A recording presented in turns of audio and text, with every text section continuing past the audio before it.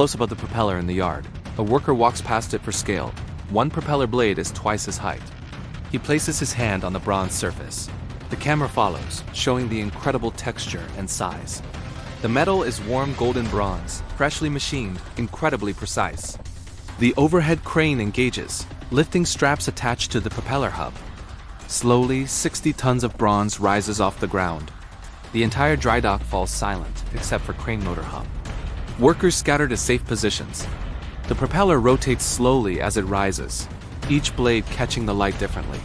Camera circles it as it hangs in air.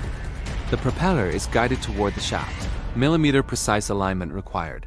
Engineers with measuring instruments, radio communication between crane operator and guide workers. The shaft appears. The propeller slides on slowly, perfectly, then the satisfying engagement as it seats correctly. Workers cheer below. Final wide shot.